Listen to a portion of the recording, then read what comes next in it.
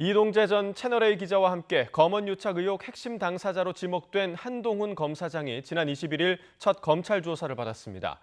한 검사장은 이 전 기자와 협박을 공모했다는 의혹에 대해 전면 부인한 것으로 전해졌습니다. 박서경 기자가 보도합니다. 검언유착 의혹으로 이동재 전 채널A 기자가 구속된 데 이어 한동훈 검사장이 피의자 신분으로 첫 검찰 조사를 받았습니다. 조사는 오전 11시 반쯤 시작해 조서 열람 없이 저녁 8시까지 이어졌습니다.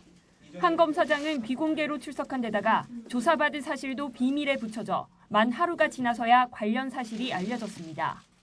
검찰은 한 검사장을 상대로 이 전 기자가 유시민 노무현 재단 이사장의 신라젠 의혹 연루 정황을 취재하는 과정에 관여한 사실이 있는지 추궁한 것으로 알려졌습니다.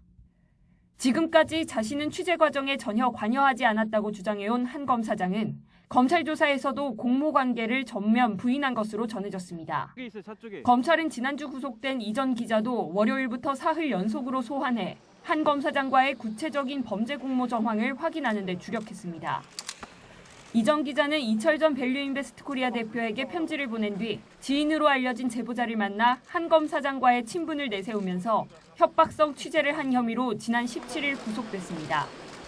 다만 강요미수 혐의가 적용된 이 전 기자의 구속영장에 한 검사장이 공범으로 적시되진 않은 것으로 전해졌습니다. 이 전 기자 측은 검언유착 의혹이 조작된 것이고 제보자와 MBC 등이 함정을 파 자신의 발언 취지를 왜곡했다는 입장을 굽히지 않고 있습니다.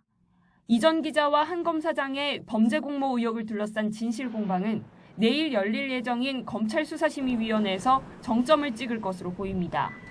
수사 타당성과 수사 계속 여부 등을 논의하는 심의위에는 이 전 기자와 한 검사장을 비롯해 관련 의혹을 폭로한 이철 전 대표 등 당사자들이 직접 출석할 예정입니다.